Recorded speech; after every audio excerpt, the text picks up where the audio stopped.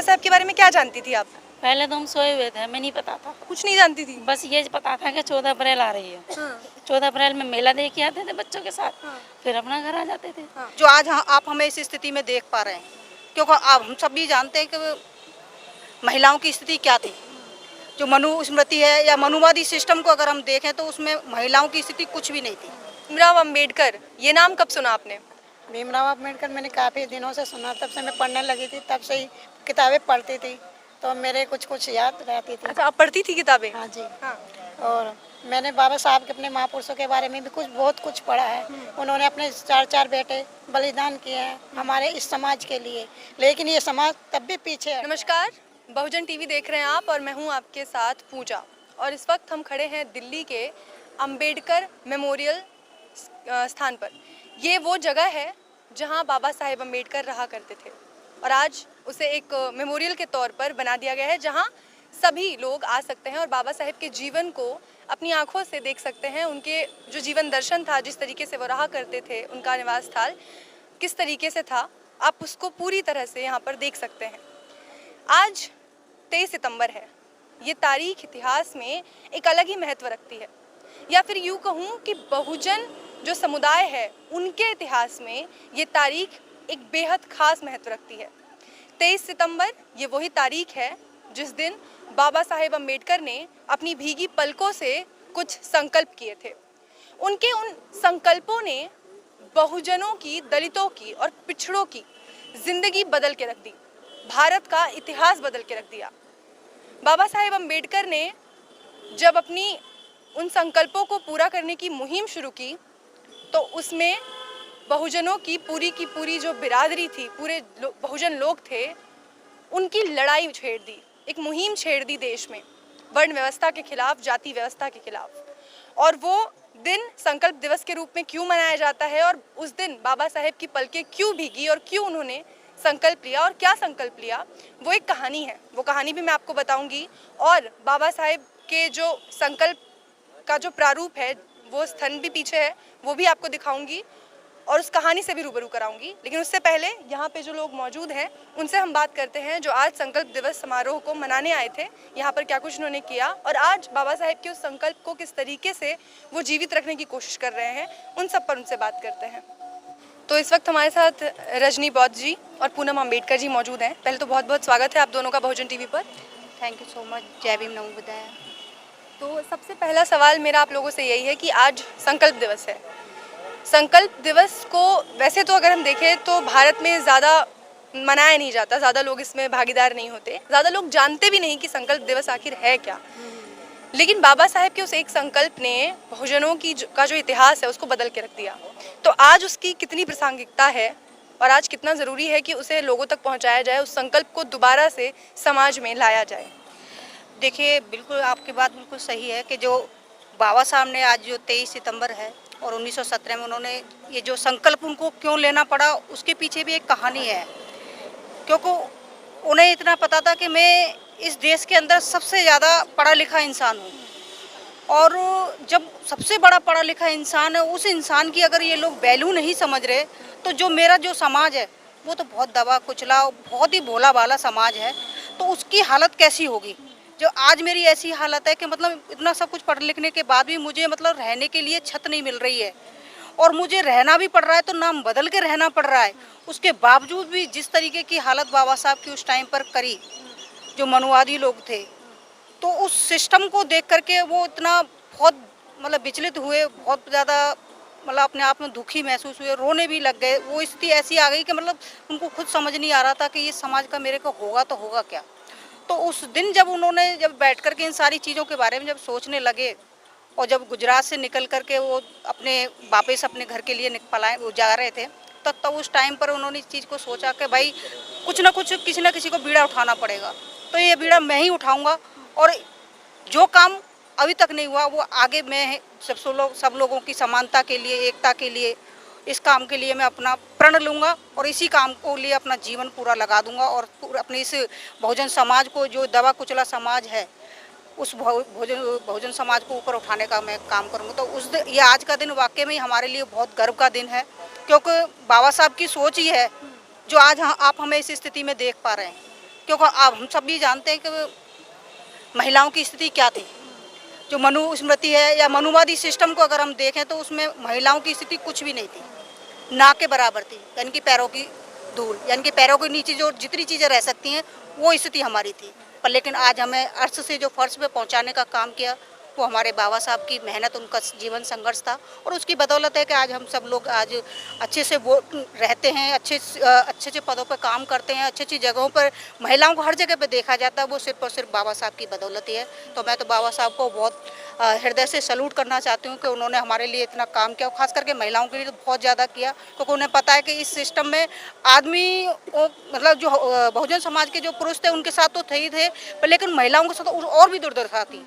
उसको लेकर के और भी उन्होंने उनको सशक्त करने के लिए, उनको मतलब मजबूत बनाने के लिए बहुत सारे ऐसे उपाय उन्होंने सोचे, ऐसे बहुत सारी चीज़ें उन्होंने वो करके गए कि जिसके बल पर वो अपने आप को सशक्त बना सकती हैं। तो आज हम सब महिलाएं बिल्कुल सशक्त हैं। बाबा साहब के बनाए हुए कानून के आधार पर आज हम वो सब कुछ प्राप्त कर सकते हैं जो कभी संभव नहीं था। पूनम जी, आज आप लोग यहाँ सुबह से मौजूद थे, मेरे ख्याल से आप लोगों ने क्या कुछ किया, क्या आपका प्रोग्राम था, किस तरीके से आपने संकल्प दिवस को मनाया? देखिए, हर साल तो वैसे हम गुजरात जाते हैं, वडोदरा, और जहाँ बाबा साहब ने संकल्प लिया था, संकल्प भूमि जाते हैं, लेकिन 2 साल से जाने का मौका नहीं मिल रहा है क्योंकि लॉकडाउन की वजह से, और कोरोना तो है ही, कोरोना की वजह से लॉकडाउन लगा। तो कल मैंने सोचा कि भाई हम वहाँ चलते हैं जब बाबा साहब ने अंतिम सांस ली, कोठी पर चलते हैं। और बहुत जो महिलाएं हम लोगों से जुड़ी हैं दिल्ली में, उन लोगों ने ये देखा नहीं था स्मारक, तो मैंने कल उनको फ़ोन किया और उनसे कहा कि भाई कल चलिए, हम कल जो संकल्प दिवस है वो बाबा साहब की जो जहाँ अंतिम सांस लेता है उस कोठी पर चलते हैं, वहाँ स्मारक बना हुआ है और वो सब आपको दिखाते हैं वहाँ पर। तो आज सारी महिलाएं आई थी दिल्ली से, 30-40 के लगभग महिलाएं थी, और जिन्होंने आकर यहाँ पर स्मारक देखा।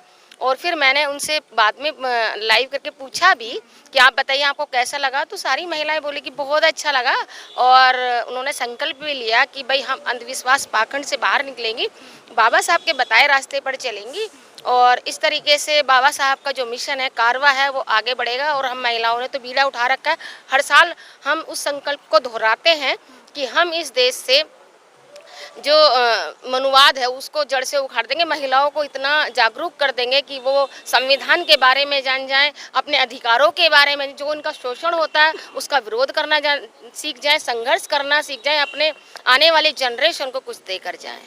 मतलब किसी ना किसी तरीके से आप बाबा आज के दिन पे बाबा साहेब के सानिध्य को प्राप्त करना चाहती थी, संकल्प भूमि ना सही तो उनका निवास स्थल ही सही। बिल्कुल, हम कोई भी मौका नहीं छोड़ते हैं, क्योंकि बाबा साहब ने देखिए इतना कष्ट सहा, जो संकल्प जो लिया, वो बाबा साहब जब बड़ोदरा में थे उन्होंने पारसियों की धर्मशाला में शरण ली थी, और उनको पता नहीं था बाबा साहब किस समाज से हैं। तब उन्हें पता चला तो बाबा साहब को धक्के देकर वहाँ से निकाला गया, और बाबा साहब जब वहाँ से आए, बड़ोदरा के रेलवे स्टेशन पर बैठे तो 5 घंटे ट्रेन लेट थी, और वहाँ बाबा साहब 5 घंटे का जो इंतज़ार था वो एक पेड़ के नीचे उन्होंने काटा, और वहाँ पर सोचने लगे कि भाई मैं इतना पढ़ा लिखा हूँ, इतनी डिग्रियाँ हैं, मैं विदेश से भी पढ़कर आया हूँ, तो मेरी स्थिति इतनी बुरी कर दी इन लोगों ने कि मेरा कोई सम्मान नहीं है, सबसे ज़्यादा पढ़ा लिखा हूँ मैं इन सब में, और ये अनपढ़ भी हैं जिन्होंने मुझे धक्का मार के निकाला। तो सिर्फ एक जाति के आधार पर ये सब जातिवाद जो इस देश से हो रहा है, तो मेरा जो समाज है वो तो अशिक्षित है, वो पढ़ा लिखा नहीं है, भोला भाला है, तो उनकी क्या दुर्दशा होती होगी। तो बाबा साहब ने रोते हुए वहाँ पर संकल्प लिया था कि मैं मरने से पहले इस समाज की दुर्दशा सुधार कर जाऊंगा, इसको गुलामी से आज़ाद करके जाऊंगा, ये समानता का देश बना कर जाऊंगा। और बाबा साहब ने वो मौका बाबा साहब को मिला। जब कानून मंत्री थे तो हिंदू कोड बिल लिखा, लेकिन इन मनुवादियों ने उस हिंदू कोड बिल को पास नहीं होने दिया। फिर बाबा साहब को दूसरा मौका मिला संविधान लिखने का, जिसमें बाबा साहब ने 2 साल 11 महीने 18 दिन में वो संविधान लिखकर तैयार किया, और उसमें बैसाखी देने का काम किया बाबा साहब ने। समानता वाला संविधान लिखा, एक वर्ग की महिला, क्योंकि सबसे ज़्यादा दुर्दशा महिलाओं की थी, सर्व समाज की महिलाओं की थी, ये नहीं है कि एक ही समाज की महिलाओं की, सब की थी। बाबा साहब ने बिल्कुल भी भेदभाव नहीं किया अधिकार देने में, सर्व समाज की महिलाओं को एक बराबर अधिकार दिए। आज जमीन से लेकर आसमान तक छू रही महिलाएं, वो सिर्फ संविधान की देन है, बाबा साहब के संघर्षों की देन है, किसी देवी देवता की नहीं है, किसी पूजा पाठ की नहीं है। हमें जो मिला है वो बाबा साहब के संघर्षों से मिला है। शशि जी, जिस तरीके का संकल्प बाबा साहेब ने किया उसके लिए आजीवन वो संघर्षरत रहे, उनकी आखिरी सांस तक वो इसी कोशिश में लगे रहे कि वो जाति व्यवस्था को ख़त्म कर सके और जो ये मनुवादी व्यवस्था है, जो सोच है, उसको लोगों में से निकाल सके। लेकिन आज भी वो व्यवस्था जीवित है और वो संकल्प कहीं ना कहीं अभी भी अधूरा है। तो उसको पूरा करने के लिए समाज को और कितना समय लगेगा और आप लोग क्या कोशिश कर रहे हैं इसके लिए? जिस तरह से बाबा साहब ने आज के दिन संकल्प लिया था, उसी तरह से हम भी संकल्प हर साल लेते हैं और उस संकल्प को पूरा करने की पूरी कोशिश करते हैं। पहले हमारा संकल्प है कि अपने गांव, बस्ती, देहात, गली मोहल्ले, शहर, जहाँ तक भी देश के कोने कोने तक जा सकते हैं हम वहाँ तक पहुँचने की कोशिश करते हैं। सभी महिलाओं को अक्सर जोड़ते हैं, क्योंकि कहा जाता है कि महिलाएं रूढ़िवादिता होती हैं और मनुवाद को वो पालने पोसने का काम करती हैं, पूजा पाठ में, अंधविश्वास में ज़्यादा लगी रहती हैं। तो मेरा मेन फोकस और हमारी पूरी जो महिला टीम है, जैसे पूनम जी हैं, रजनी जी हैं और भी हैं, पूरा फोकस हमारा सिर्फ और सिर्फ ये होता है कि हम उन्हें कैसे जागृत करें। और जागृत करते हुए, क्योंकि महिलाएं दो परिवारों को करती है शिक्षित, पहले जहाँ पैदा होती है वहाँ, दूसरे जहाँ शादी होती है वहाँ, तो दोनों परिवारों को करेगी। जब दो परिवारों को एक लेडीज संभाल सकती है तो एक बात बताओ, हम कितनी सारी लेडीज हैं, ठीक है, कितनी सारी महिलाएं, कितनी सारी बाबा साहब की बेटियां हैं। बाबा साहब की एक बेटी थी, बाबा साहब को बहुत दुख हुआ जब वो गई बाबा साहब को छोड़ के। तो बाबा साहब का बड़ा मन था कि मेरी बेटी कितनी अच्छी देश की कुछ ना कुछ बनेगी, लेकिन वो चली गई। बाबा साहब का दिल में जो दुख था, उन्होंने, बाबा साहब ने पता क्या करा, हम महिलाओं के लिए वो सपना देखा। मेरी एक बेटी चली गई, लाखों बेटी है मेरी, तो मैं उनके लिए वो सारे हक अधिकार लेके आऊँगा, सारी समानता लेके आऊँगा, पुरुषों के बिल्कुल बराबर कर दूंगा मैं इन्हें, और गर्व से ये भी किसी दिन कहेंगी कि वाह बाबा साहब आपने कमाल कर दिया। वास्तव में मैं आज बड़ा गर्व महसूस करती हूँ कि मैं उस समाज में पैदा हुई हूँ जहाँ पे बाबा साहब डॉक्टर भीमराव अम्बेडकर जी पैदा हुए हैं। तो मेरा पहला संकल्प कि मुझे हर समाज की महिलाएं, अपने ही समाज की नहीं, हर समाज की महिलाएं जो मेरी बात सुन सकती हैं, जो बाबा साहब के संविधान को पढ़ सकती हैं, जागरूक हो सकती हैं, अपने हक अधिकारों को लिए छीन सकती हैं, लड़ सकती हैं, उसको मैं जागृत करने का जो भी मौका मिलेगा, जहाँ मौका मिलेगा, मैं करती हूँ। और आज मेरे साथ ये दो महिलाएं भी और भी आई हैं, और भी महिलाएं आई थी, और पूनम जी का और मेरा और रजनी जी का। मेन तो पूनम जी ने ये कल बीड़ा उठाया कि मैं अपनी बहनों को लेके चलूँगी, और हमारा नेक्स्ट जो है वो नोएडा का प्रेरणा स्थल रहेगा। हमारा मेन उद्देश्य है कि जब ये हमारी महिला वहाँ पहुँचेंगी ना बहनें, तो ये गर्व से खुद कहेंगी कि वाह क्या बात है, हमारे महापुरुषों का इतिहास ऐसा रहा। तो ये मंदिरों में जाना अपने आप ऑलरेडी छोड़ेंगी। और गुजरात जब हम गए थे तो 2 साल पहले, भाई ये तो 2 साल से तो लॉकडाउन लग रहा है, 2 साल पहले हमने वहाँ पे मनुवाद को काटा था, और वो काले पीले लाल नीले धागे जो अंधविश्वास के बंधे हुए थे, महिलाएं इतनी जागरूक भी हुई कि उन्होंने अपने मंगल सूत्र भी अपने आप तोड़ के फेंके कि वास्तव में सच्चाई हमें आज पता चली। और वो सच्चाई आपने देखा हुई होगा, पूनम जी ने और मैंने वहाँ पे काटे हैं, उन्होंने बहुत हमें वो भी करा, मतलब सपोर्ट भी किया, और किसी ने विरोध नहीं करा। बहुत सारे हमें कमेंट भी, भाई मनुवादियों ने तो खूब हमें कोसा भी, गाली गलोच भी दी, लेकिन जो हमारी बहनें थी, हमारा समाज जो था, उन्होंने हमें जो है मतलब बहुत अच्छा प्रोत्साहित भी हमने किया और कहा कि आप हर साल आओ। लेकिन ये लॉकडाउन की वजह से, कोरोना की वजह से हम नहीं जा पा रहे हैं, लेकिन हमारा जहाँ तक भी हमारा वो है, हम जा रहे हैं। और मेन उद्देश्य है कि बाबा साहब की 22 प्रतिज्ञाएँ कैसे पूरी होंगी, हमें घर घर तक कैसे पहुँचानी है, हमें बाबा साहब का संविधान कैसे पहुँचाना है। हक अधिकार महिलाएं जान जाएंगी ना तो अपने आप लड़ेंगी। वो कहते हैं ना, गुलाम को सिर्फ गुलामी का एहसास करा दो, विद्रोह तो वो खुद करेगा, ठीक है। और एक सचिवाला विद्रोही काफ़ी थोड़ी ना है, समाज में बहुत सारी विद्रोही अभी मुझे पैदा करनी है। और बाबा साहब का मिशन हम जब तक हर घर तक नहीं पहुँचा देंगे, हर घर तक, जब तक जैसे वो गीता कुरान रखते हैं ना, जब तक हमारे हर घर में संविधान नहीं पहुंच जाएगा, जब तक तथागत बुद्ध का और बाबा साहब का लिखा हुआ अंतिम संदेश बुद्ध और उनका धम्म नहीं पहुंच जाएगा, और जब तक मेरी अब अंतिम इच्छा, अंतिम सांस तक मेरी यही वो है कोशिश कि बाबा साहब का जो संविधान है और बाबा साहब का जो लिखा हुआ वो ग्रंथ है बुद्ध और उनका धम्म, और जब तक हर घर, हर महिला बौद्धिस्ट नहीं हो जाएगी, बौद्ध धम्म को नहीं अपना लेगी, तब तक मेरी कोशिश जारी रहेगी, चाहे जो भी हो। का नाम? मेरा नाम ममता है। ममता जी, पहली बार आई हैं आप यहाँ? हाँ जी, पहली बार आई मैं। रहती कहाँ हैं? गाजियाबाद। गाजियाबाद। तो आज आप, इससे पहले बाबा साहब के बारे में क्या जानती थी आप? पहले तो हम सोए हुए थे, हमें नहीं पता था। कुछ नहीं जानती थी। बस ये पता था कि 14 अप्रैल आ रही है। हाँ, 14 अप्रैल में मेला देख के आते थे बच्चों के साथ, हाँ। फिर अपना घर आ जाते थे। हाँ। लेकिन अब हमें ये भीम चर्चा में शशि बोस से और सुषमा बोस ये सब चीज़ मिली हमारे पास में आई। उन्होंने हमें बताया कि हमारे महापुरुष जो बाबा साहब हैं उन्होंने हमारे लिए क्या क्या संकट झेले और उन्होंने झेले तो आज हम यहाँ खड़े हैं। आज हमारे तन पे कपड़ा भी है। और दूसरी बात कि हम पढ़ नहीं पा रहे थे, घूंघट से निकल नहीं पा रहे, हम उससे भी बाहर हैं। आज हम आज़ाद पक्षी की तरह उड़ रहे हैं। हाँ जी। तो ये सब बाबा साहेब की वजह से, और आपको बाबा साहेब के बारे में ही नहीं पता था, तो अब पता चल रहा है। हाँ जी, अब तो बहुत पता चल रहा है। अब तो आज हम यहाँ आए पहली बार, हमें लगा हम स्वर्ग में आए। यहाँ से जाने को मन भी नहीं कर रहा, समय बीत गया इतना सुबह के आए हुए और अब तक यहीं हैं। तो आप जब बाबा साहेब के विचारों के बारे में आपने जाना, आपको सबसे अच्छा क्या लगा, सबसे ज़्यादा जिसने आपको उनकी ओर खींचा?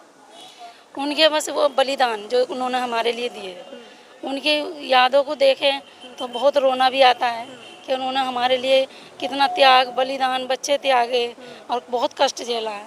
और उन्हें देखे तो आज हमें सोए हुए को तो जगना तो पड़ेगा ही, और हमें एक दूसरे औरतें को मिला के इकट्ठा जुट हो गए, तो आज हमें संविधान को बचाना भी जरूरी है। आपका नाम? मेरा नाम अनीता है अनीता जी, आप भी गाजियाबाद से? जी, हम भी गाजियाबाद से आए हैं। भीमराव अंबेडकर, ये नाम कब सुना आपने? भीमराव अम्बेडकर मैंने काफ़ी दिनों से सुना, तब से मैं पढ़ने लगी थी, तब से ही किताबें पढ़ती थी, तो मेरे कुछ कुछ याद रहती थी। अच्छा, आप पढ़ती थी किताबें? हाँ जी। हाँ। और मैंने बाबा साहब के अपने महापुरुषों के बारे में भी बहुत कुछ पढ़ा है। उन्होंने अपने 4 बेटे बलिदान किए हैं हमारे इस समाज के लिए, लेकिन ये समाज तब भी पीछे हट रहा है। क्योंकि हमें आगे बाबा साहब के कुर्बान करते हुए उन्होंने हमारे लिए इतने कुर्बान करे, हमें भी उनके लिए सच्ची संदा देनी चाहिए। और उनके लिए जो हम उनके लिए जो कर सकते हैं वो यही है कि जिसके लिए उन्होंने संघर्ष किया, उस आज़ादी को, उस संविधान को हम कम से कम सुरक्षित रख सकते हैं। यही मेरा सुरक्षित रखें। और अपने हस्बैंड का ज़्यादा सपोर्ट रख रही हूँ मैं, क्योंकि वो ही हैं जो मुझे आगे बढ़ा रहे हैं। अच्छा। हाँ जी, उन्होंने ही मुझे यहाँ भेजा है और कहा कि घूम के आ, देख के आओ। जरूर वो भी बाबा साहेब को पढ़ते होंगे। हाँ जी, तभी जी। संविधान भी उनके पास भी है और वो ये धम्मबुद्ध की वो भी हैं किताबें, तो वो पढ़ते हैं। वो कहते हैं चलो मैं नहीं तो तू तो आगे हो, लेडीज ज़्यादा आगे होंगी तो जब भी हम बाबा साहब का विकास रोशन करेंगे। और हमारे वकील साहब हैं, इन्होंने हमें सपोर्ट दिया सबसे ज़्यादा, इन्हीं की सहायता से हम यहाँ तक आए हैं। तो यहाँ के अच्छा लगा आपको? हमें बहुत कुछ अच्छा लगा, सभी कुछ अच्छा लगा। मतलब मंदिरों वगैरह में जाने से ज्यादा अच्छा आज आपको यहाँ आके लगा? मंदिर से कुछ नहीं मिलता हमको, लेकिन हमें यहाँ मंदिर पे में तो पत्थर की मूर्ति है, क्या देंगी? कहते हैं कि सांप रस लेगा और वो नाग वो ये गाय दूध देती है, कोई नहीं देता। जब ये पत्थर की मूर्ति नहीं देती तो ये क्या देंगे भगवान जी? ये तो एक तरह से कुमार ने बनाई है, और कुमार ने बना के रंग दिया, वो भगवान के रूप में सबने रचा दिया। भगवान तो किसी नहीं देखे, क्योंकि ये तो 2018 में उसमें 1518 में विकास हुआ है इसका कैमरे का, तो वो भगवान जी को किसने देख लिया? किसी ने भी नहीं देखा। भगवान तो हम जैसे लोगों ने बना दिए। भगवान कहीं नहीं है, भगवान अपने अंदर मन है, और ज़्यादातर हमारे भगवान महापुरुष बाबा साहब अम्बेडकर। बहुत बहुत शुक्रिया, और आगे भी ऐसे ही बाबा साहब को पढ़ते रहिए और आगे समाज में भी लोगों को बताते रहिए। शुक्रिया।